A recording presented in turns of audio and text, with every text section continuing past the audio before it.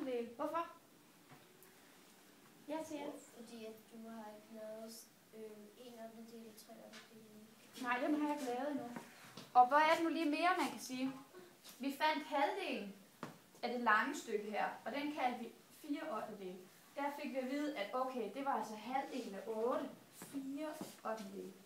Hvad kunne man så sige her? Nu halverer vi et andet stykke. Så er det 2, ikke? 2 ottendedel. Fordi det er halvdelen af 4 ottendedel. Og hvad kunne man skrive her?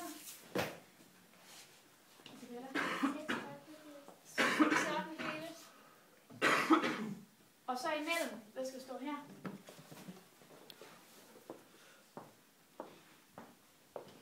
Rasmus, hvad skal stå her? 5 ottendedel. Okay, nu kører det. Og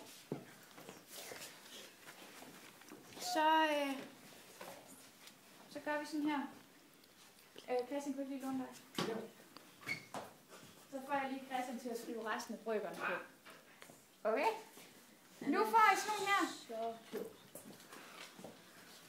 Værsgo. Ja, nej, ja. Værsgo. Ja. I må gerne kigge på dem selv.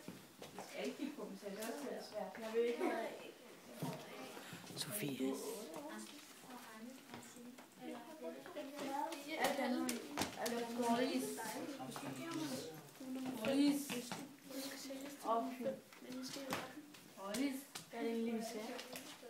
Jeg synes, jeg begynder at blive heldig. Okay, nu skal I høre. Nu er der nogen, der har fået en brøk på sig. Så Mustafa her for eksempel, han er altså 5 ottendedele. Og nu skal Mustafa og alle jer andre, der har fået en sæd på jer med en brøk, I skal stille jer på den brøk her, hvor I simpelthen hører hjemme. Okay, det må jeg gøre nu. Hold da. Hun er sikkert. Finde dem lidt her. Stiller de så rigtigt? Holder du øje?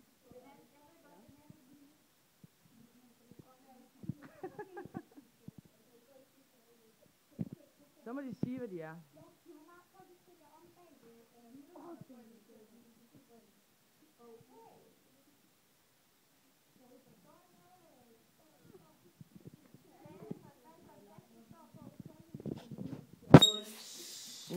En 8. Okay, hvordan er det lige, man siger det som en brøk? Sally, prøv at tænke dig om. Hvordan er det? Hvor mange dele er der i alt? Ja. Jonas, det kan man godt. Hvilken del står du på? 1 ottendedel. Okay? Godt. Og Mustafa, hvilken plads står du på? 5 ottendedel. 5 ottendedele? Ja. Og Christian, hvilken plads står du på? 4 ottendedel. 4 ottendedele. Okay.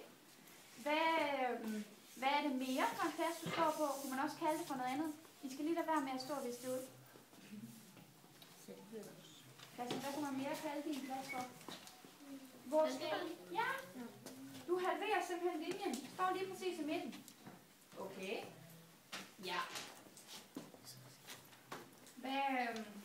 Ejlen, hvis I kigger på Ejlens plads, hvad er det lige for en plads, du står på? En stol. Nej, det var altså 2 ottendedel. Det var så 2 ottendedele. Okay. Kunne man kalde den brøk for noget andet? Frem, skynd dig. Hvor stor? 1 kvart? Ja, eller 1/4. En kvart. Lige præcis. Fordi her kunne man skrive 1 kvart.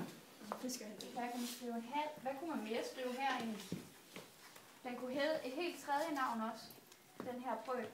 4 ottendedele. Sena? Den kunne også have 2/4, fordi hvis man delte den hele op i fjerdedele, så vil man nå til 2/4 her. Okay.